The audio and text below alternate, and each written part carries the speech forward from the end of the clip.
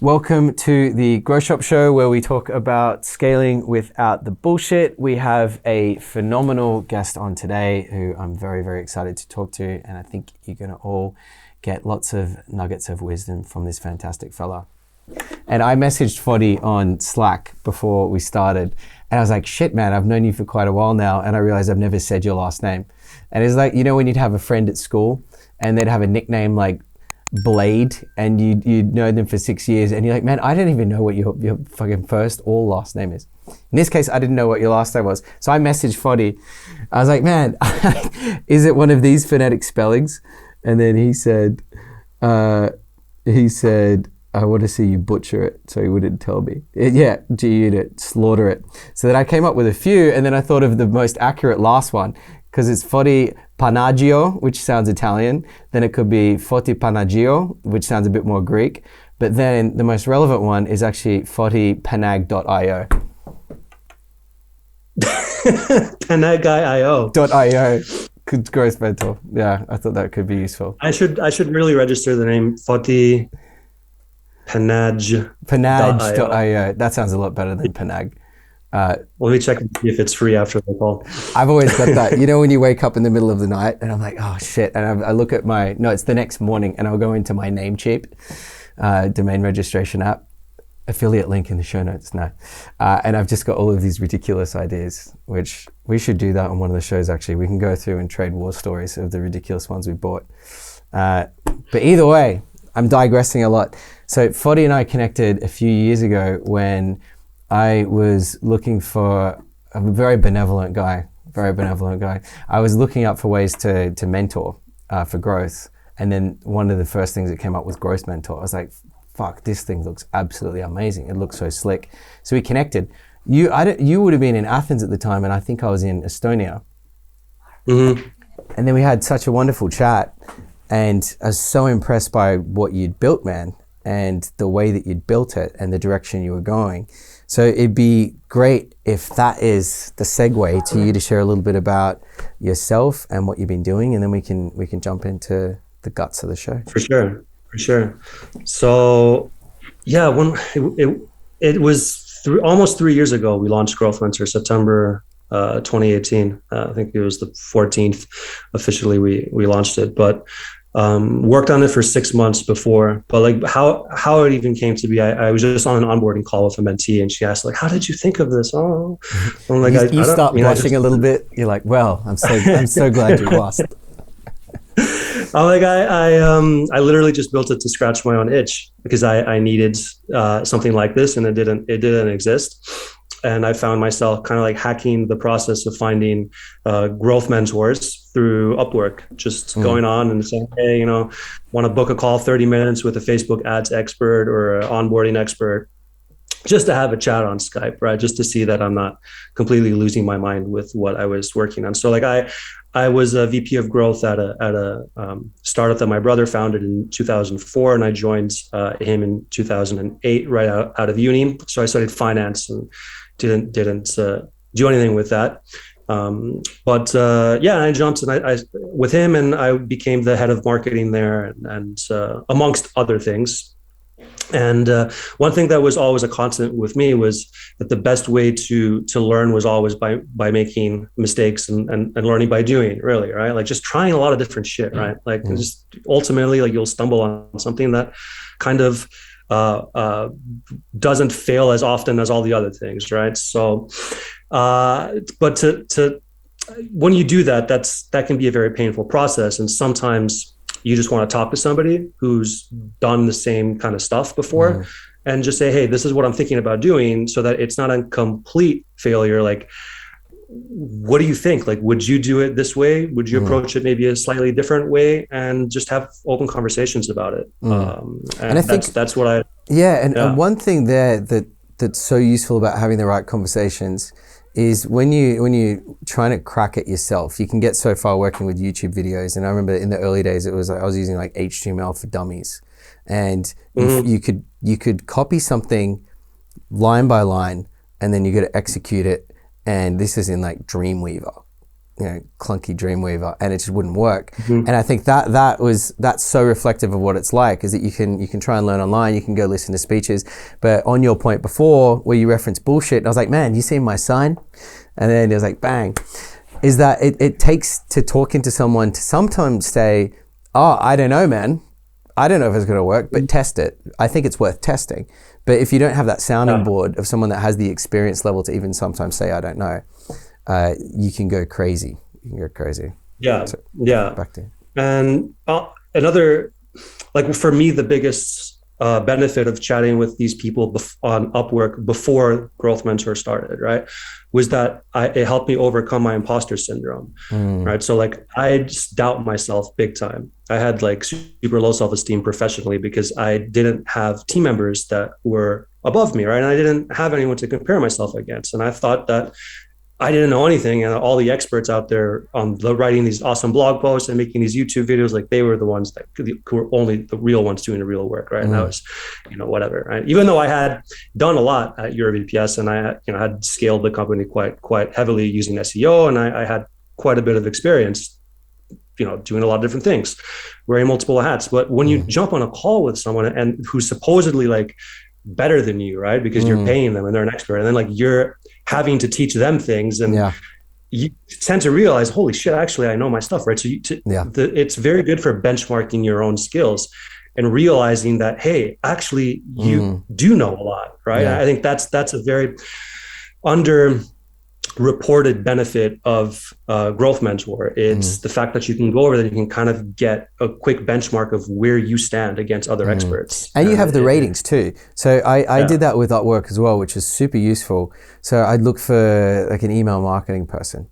And you're right, I would do it for conversations, which is still underrated. And so GrowthMentor is amazing for all things growth marketing. Upwork has shit to do with finance, with lawyers, with other things that, if you can't, go to GrowthMentor first for sure. And this is an intentional plug, by the way, because I love so much what Foti's done. If you're looking for legally bits or accountancies, whatever it is, Upwork's really useful. But if it's in the fields that you're working on, I loved it because I go and talk to like an email marketing person, and they'd have books like 150,000 in revenue, and they'd have like 4.8 out of 5 stars. I'm like, this person's shit hot. And I'd chat to them and you'd be like, man, I know all this stuff. And you're right. And it would give you this huge sense of confidence. And when you're within an organization, or you're even talking to agencies, and agencies are trying to call you out and say, everything you've done's bullshit, we'll go above and beyond and do such a better job. You can come with a lot more weight, and it either gives you confidence. Yeah. So completely on board with that one, man. It gives you confidence just to keep on and execute, right? Because sometimes all you don't need advice and say, this is the magic orientation or whatever. You just need someone to say, yes, you are doing okay. You are not an idiot. Like, keep doing what you're doing, right? And because it's so easy to just doubt yourself and just enter into this perpetual loop of just consuming bullshit content on YouTube and reading blog posts, because it gives you this dopamine release, like, oh yeah, I'm doing something. 100%. 100%. I had to sense check myself. When did I created this thing called I give it all wanky marketing names, the education action coefficient, which essentially meant that I was doing exactly that. So I'd be buying all these courses, and it would be the dopamine hit because it felt like progress. I'm spending money or I'm spending time, and that must be a good thing. And then I started looking at the ratio that I was executing based on what I was learning and paying for. And it was like 90-10. So then I set a cap. So I was like, if I'm going to spend time learning something, whether it's on YouTube or I'm paying for a course, the ratio I'm executing needs to be 80% execution, 20% learning. Yes. I love it. I have something like that as well. My active learning process, it spends no more than one day. Give yourself that full day of just consuming content, whatever you have to do, and then just execute as best as you possibly can until you hit this wall that you cannot pass any further. But you don't go back to step one and you just read the crap, right? Then you jump on a call with an expert, with a growth mentor, whatever, anyone you find in your network. I'm not, only pushing this, but and say, this is where I'm stuck. Like, what would you do? Right. And through that conversation, like ultimately the answer will be found, right? It's never going to be found by revisiting your courses or anything, because everything is so situational. I mean, I've done like over 400 calls on GrowthMentor, and they're all different. Everything is completely different. Right. So like, what data am I going to give your listeners or viewers that's going to be so profound to help them? I'm not, I'm just honest. Like, this is everything I'm going to tell you is probably bullshit for your situation. Right. But what I can say with a straight face is exactly that. Right. Like that it's all situational, and you're just going to have to figure it out for yourself. Right. Yeah, entirely. So yeah, the bit that isn't bullshit is a process for finding information and then structuring it in a way where you do something with that information and you convert information into action, into results, into iteration cycles. That's the only bit that's not really bullshit. So you're right. So the bit that we were talking about at the start of the call is that when you're listening to anything or learning about something from a podcast, from a YouTube video, from something like this. So anyone that's listening, sense check anything we're saying as well. Is that if it's like, here's the 15 things you have to do to achieve X, it may be that there's some ideas that are worth testing. But if we talk about growth marketing, one thing that's so useful talking to an actual growth marketing expert, when we were talking about before knowing when to keep the ship steady, with growth, there's so much different shit you can be testing. So one of the things that I've always found most useful is talking to someone as to know when to stop going deep, as to know when you've got to the point where you've achieved the 80-20 for a certain growth sprint. And it may be one thing. So say with like Facebook, you get to a point where your creative may be working really, really well, and it may be better to reallocate your team's resources to cracking a new channel. It's like, all right, let's go after YouTube. So instead of spending 40 hours a week on trying to get marginal gains, when do you know that it's good enough? And people may be like, look, I don't think you're going to crack it much more than that. What would happen if you redirected that hours allocation to something where you've done zero? And talking to people that have done it before gives you that benchmark. Yeah, no, absolutely. You're right about the process. And I think that's different for everybody. I've seen some growth experts on GrowthMentor, how they organize their experimentation process. And, it's super complex, very impressive to look at. And then I see others, and it's just a Google sheet, right, with link offs to Google Docs for each experiment and so on, right? But the key thing is to have some sort of an organization, some sort of a framework where you can hold yourself to the ideas that you had a week ago, right? Because it's very easy to say, hey, I'm going to work on this, and then next week the next shiny object comes along. And I think that's the biggest risk that somebody in growth, especially somebody new that doesn't have a lot of experience, is to get sidewinded. Sidewind, is that a word? Sidetracked? I think sidetracked. Let's wind it, man. Let's lock it in. Let's etch that one. Yeah, sidewinded by sidewinded. You know what it sounds like? It sounds like a surfer dude bar on the West Coast. Yo, bro, let's go get lit at Sidewinded. That's what it sounds like. Yeah, there we go. I'm notorious for just making up words. Yeah. And then, speaking of shiny objects, we've been speaking for 15 minutes and now we're opening up a surf bar. So there we go, shiny object. But yeah, as you were saying about getting sidetracked. Yeah. So no, I totally agree with you basically. But yeah, I mean, what else? What else do you want to chat about? So I think what would be useful is that you're in a really unique position where you've done 400 of these calls. So you've got exposure to lots of different people at lots of different phases. So if we ignore all of the executional types of bits, are there things to do with mentality or things that would be more consistent that you've seen people needing help with and things they've done about it, or like stresses they've been finding? So like imposter syndrome is like a classic one that you talked about. Yes. There. Are there other types of areas like this that you see frequently when you have these calls? Yeah, another one that comes up very often is hiring, right? Like when I'm trying to find a freelancer, right? Or I'm thinking about hiring a head of growth, or if they're a bit more established, the head of growth conversation usually comes up.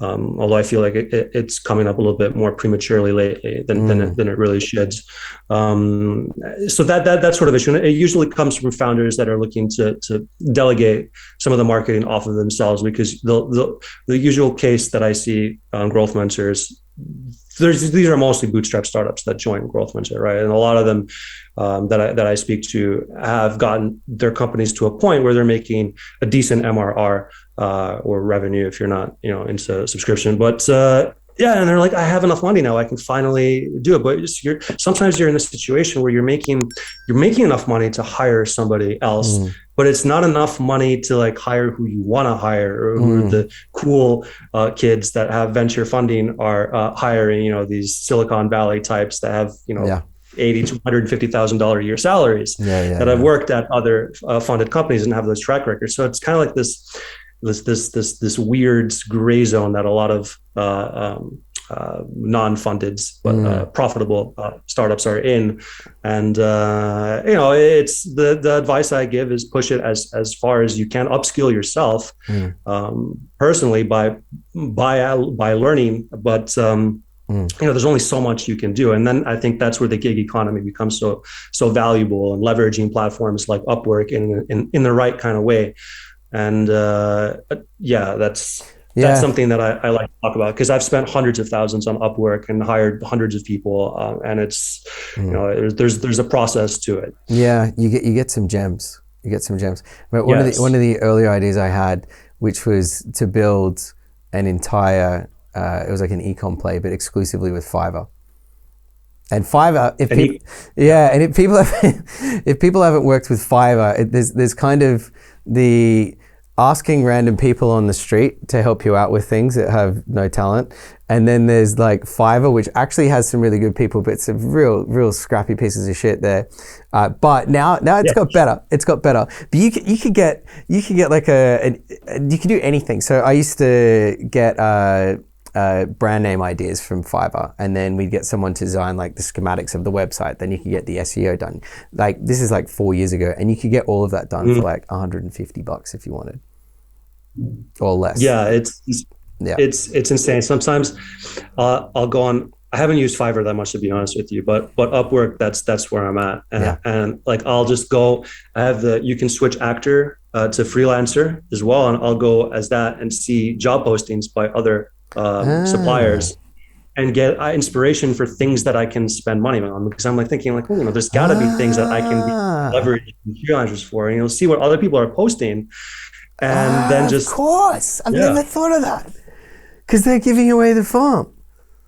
Exactly. Yeah. And you can just learn from the other company, and I found a lot of really interesting companies. Like I found competitors there, and then what I did is I found their job posting. Yeah. Because I was just curious, web hosting, right? Because I was a VP of growth at EuroVPS, and we were selling virtual private servers. And I was saying, all right, what other job posting out there includes that keyword, web hosting? And I found a couple of people that had that keyword, and one of them was another VPS provider based in the States. And I clicked into that, and I clicked into the guy's profile, and I found all his old posts, and I found all of his freelancers that he used as well. And it's like, boom, my guy's entire.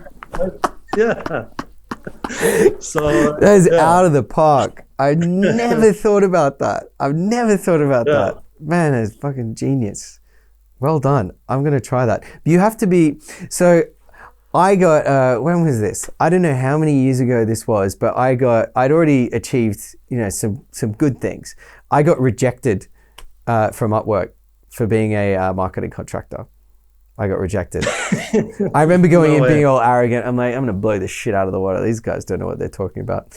And then I go in and then do the application, and then I get the email back a few days later. I have a similar story. Oh, they're like, we're full. What happened to you? I got rejected from usertesting.com. To be a user tester. You're not qualified to click buttons. What was the rationale? Why? What did they say? Like slap in the face, like you can't even be a user tester. This was like 4 years ago. You're not usable. You're not testable. What was the reason? Were they just at capacity or something? No, it's very similar to like the templated sort of rejection letter that I give out for Yeah. mentors that apply. But it was like, Ah, sorry, we appreciate the time you spent, but you don't fit. You were not accepted into this. I don't remember exactly. I'll have to fish it up. But yeah, ah. there was no specific reason. They're good. They're good. They're good. They're good battle scars. Those ones. They're good battle scars. Yeah. So I'm gonna have to try and reapply, man, because there's no way I'm missing out on this sneaky idea. I can't believe I never thought of Yeah, it. I was accepted as a contractor there. I've made like $300 on Upwork doing conversion rate optimization audits, Yeah. just for fun for people. $50 and I'll Yeah. audit Yeah. Yeah. your homepage or something. It's on a Yeah. Loom video. Yeah. A little man, but Upwork is phenomenal, and as well through all of Mhm. the companies that I've helped scale prior to Grow Shop, obviously, doing this shit now. Upwork has always been, or even now, sometimes you'll find, like we had this idea at Nectar. We're like, how do we get really fresh ideas for copy? And I was like, fuck. I was like, why don't we try and get people that are in the movie business? Why don't we get people that have written like soap opera scripts? And the idea for that came from, have you heard of a guy called Andre Chaperone? I can't remember how to say his name. He invented this thing called the soap opera sequence, which is really cool. And he'd write these like 12 to like 16 multi-stage email sequences, and all of it was modeled off the sequencing from like Bold and the Beautiful. So every single one of these emails, which could be cool for some of the onboarding sequences for GM, there's like a cliffhanger. And it would all be like heavily persona based. It was really, really cool. So I was like, why don't we do that? So we found the guy who wrote for shit in Hollywood to then start writing ads for us. And then we found a really geeky neuroscientist guy who then became a copywriter. All on Upwork. And you can go find these people. Yeah. It's Yeah, I mean, phenomenal. you can. It's incredible. I love your idea though. I saw another platform recently. She was actually the founder is a mentee on GrowthMentor, where they have stand-up comedians writing copy, advertisement creatives for you, Yeah. that are based on humor. That's really fun. That could even be good. So I love the idea of asking random people on the street to help you write copy for ideas like that. So imagine if you went to like the Comedy Store in New York or anywhere in someone's like local city. I guarantee you, after a guy or a girl has had a great gig and you go up and you're like, look, how would you sell this thing? Bang, they'll come up with like 5 quick one-liners straight away. And I've done that as well, talking to people waiting in line. I'd be like, look, I've got this new product and I have it up on my phone. I'm like, how would you describe it?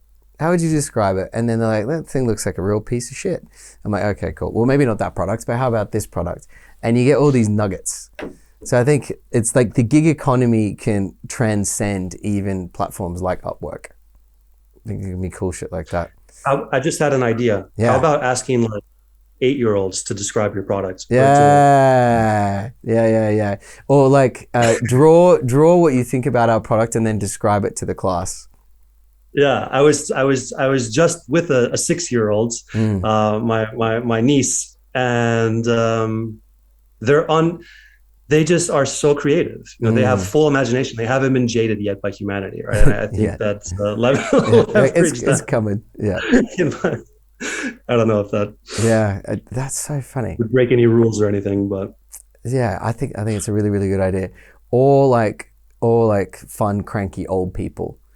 So like imagine having your ad, but it's all coming from cranky Uncle Joe's perspective, and you probably have to have some redaction and pull some of the stuff out of it.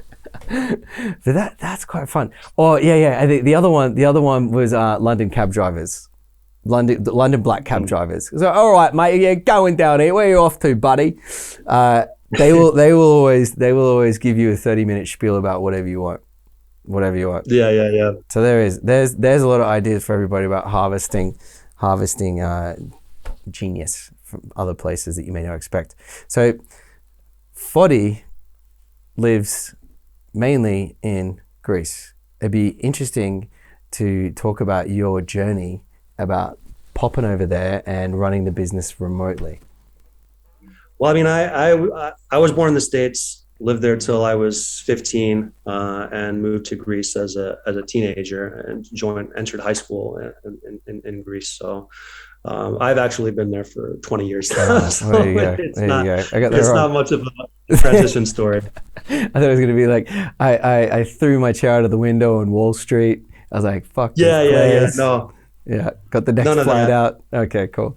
But how have you found it? And then how did you meet Jessica?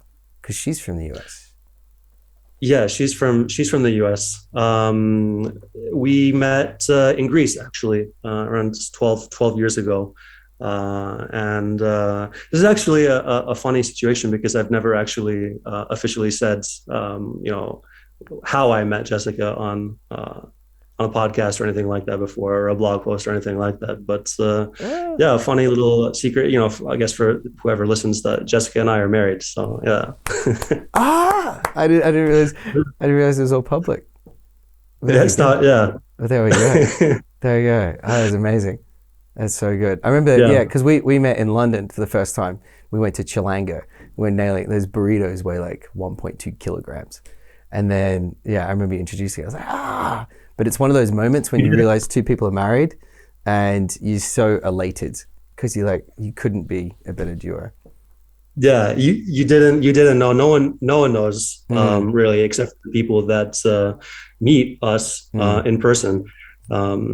Which actually it's quite a few, but the word is still kind of hush on the streets about that. But it's actually the best situation, right? To work mm. with your partner if you guys get along and you're kind of really good friends and stuff, and there's that chemistry, which I would hope if you're married with somebody there is that, but how it is. And if the chemistry isn't there, you're listening to the wrong show. We'll Yes. we'll add something else in the show notes. But that's phenomenal. So how have you found it through COVID with travel? Because it's what I loved about the way you approach things with Growth Mentor is that you be in so many places, meeting other different people. How was Yeah, that I mean, experience? it's that we loved that bit about it, and then the whole COVID thing happened, which kind of put a damper on that. But it's very much a relationship based business, right? So we try and one of our ethical growth hacks is just making friends with our user base, right? Whether Mm, it's the mentors or the mentees, and honestly, like we do it because we don't really have that many friends locally in Greece. I studied in London, so I have a lot of friends from there, and it was kind of difficult to make a lot of friends when I moved back. So this was a great opportunity to just make shitloads of friends from around the world. mm, We had that need, right?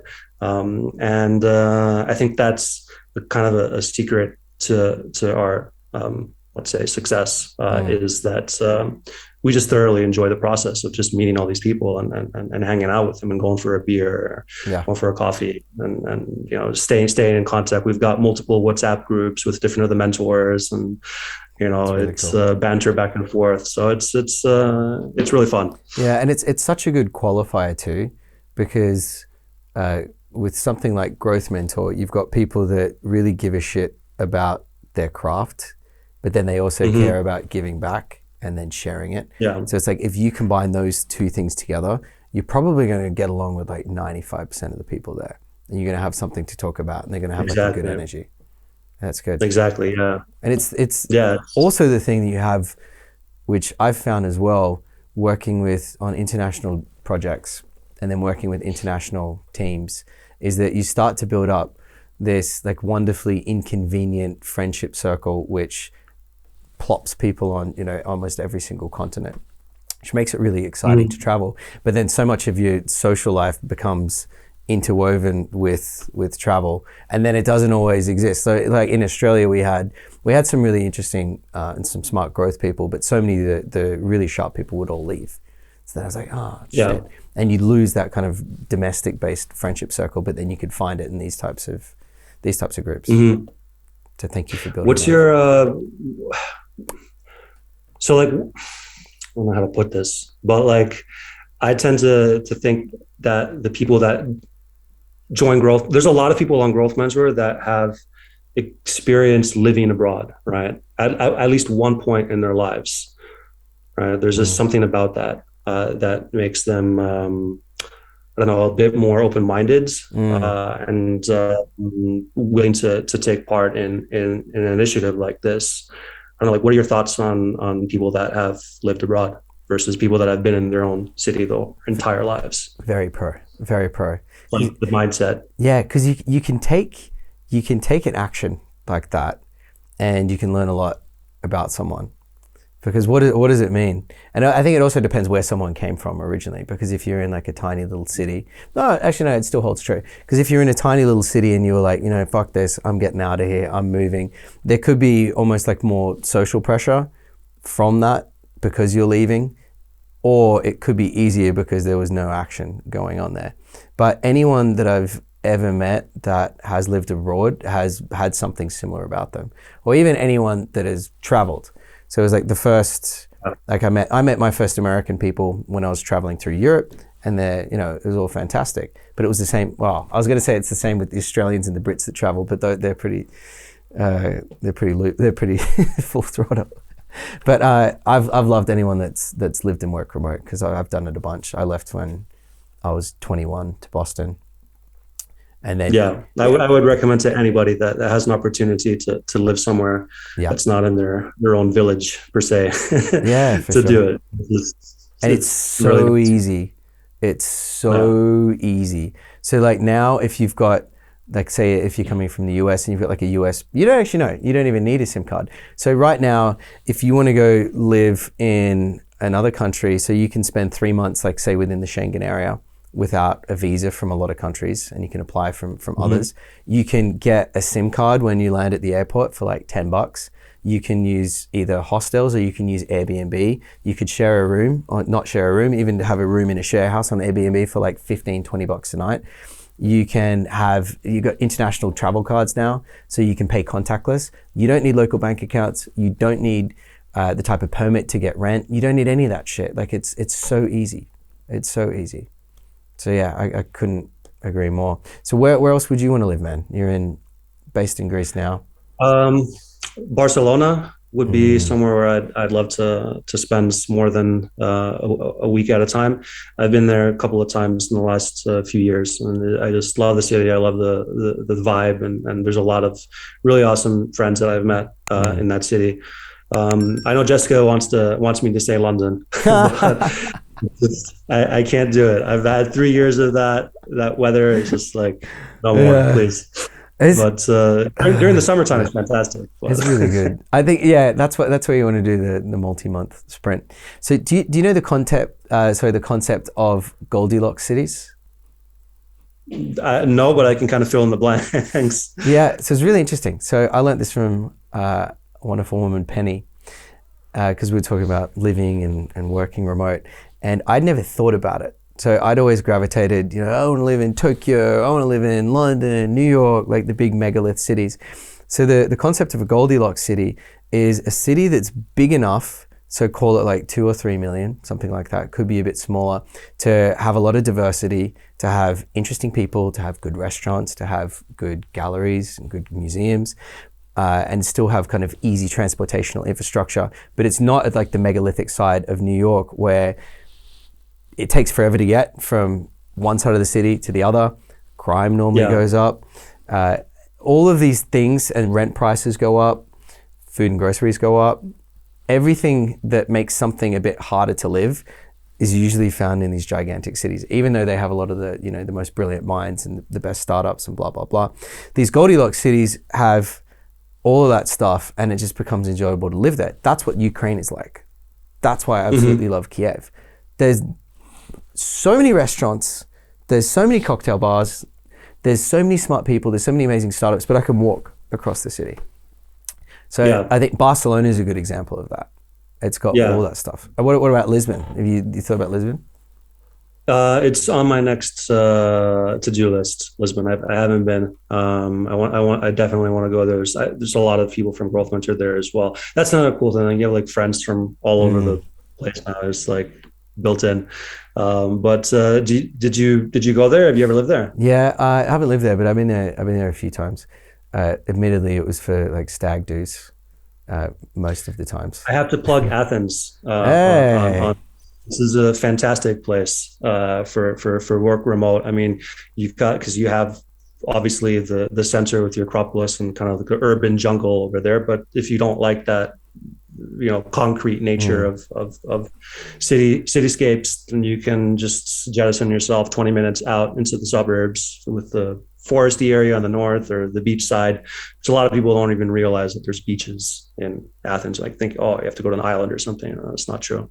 I did not know that. I did not know that. Yeah. I was there 2 weeks ago on the way to one of the islands. So how far are the islands from the town? The islands, I mean, you have to take a boat. Not the island, sorry, the beach. The beach, okay.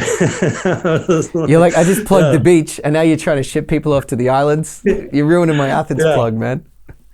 Yeah, so from the airport, 25 minutes, and you're at the beach. Wow. It's really close. They're awesome, and yes, we actually are so obsessed with it that me and Jessica created a travel blog called athenscoast.com. Oh. So if you want to check out more about the coastal region of Athens, you can go on athenscoast.com, and we've written reviews on a lot of the cool spots to check out over there. Wow. Because when we got married, a lot of her USA friends and family would come over, and they had no idea like what to do in Athens, and they were shocked that there were beaches, really, right? So we were like, holy shit, no one knows about this. We should probably make a website about this. That's when you can tell it's an entrepreneur. That's when you know it's an entrepreneur growth guy and growth girl. They're like, we're gonna solve this problem. And I bet those beaches don't have the same kind of prices as getting nailed at Scorpios at Mykonos. Probably a little bit more accessible. No, they don't. There's a couple that are ridiculous, like 70 euros for a sunbed. But that's like whatever. There's just don't go to the Steer Palace. That's it. Yeah. Everything else is pretty okay. I love that. That's like that's 10, $12. 10 or $12. That's a big discussion, which is on tourist-based price theory. It's amazing what you can get away with. It's just phenomenal. Yes. Like Veblen goods. Yeah. Right? You know when some of those bills come in and you're not angry, you're just like, well done. well done to you. How much for the San Pellegrino? $25. Well done for getting away with that. Yeah. How much is that tzatziki? 35 euros in Mykonos. 35 euros. For tzatziki. I mean, it's insane. Extra for pita. Extra for pita. Huh? Extra for the pita bread. Okay. Yeah. Sure. Keep it coming. Amazing. But yeah, Greece is so good. Shit, we've covered a lot, and I liked how much we digressed. So I think that's it, man. I'm so glad that we got to chat. Every time we talk, I feel energized and excited. And we didn't actually really describe what GrowthMentor does, but GrowthMentor is this phenomenal site where you can sign up and you get access to talk to all these amazing growth experts. So I was on the site for a while and I absolutely loved it. I actually would go through, if I felt like a bit deflated, I'd go through and like read through the reviews that people left, and it's very heartwarming. Like you realize you really, really have an impact. So if you're a brilliant growth person and you want to share, it's a great place to check out as well. Bang. Awesome, how man. did I do? How was that plug? You did. You were too kind.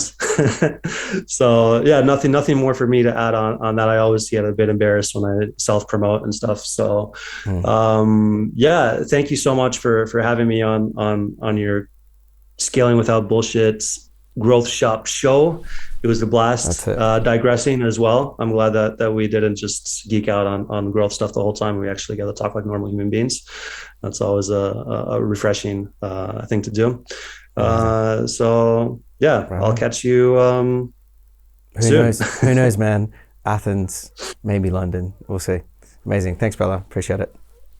All right. Take care. Take care. For this one, that was so much fun. As I always do, I get so excited talking to Foti as we go all over the place, from team building to mentorship to maybe living in Barcelona. Who knows? So that's it. Thanks so much for joining.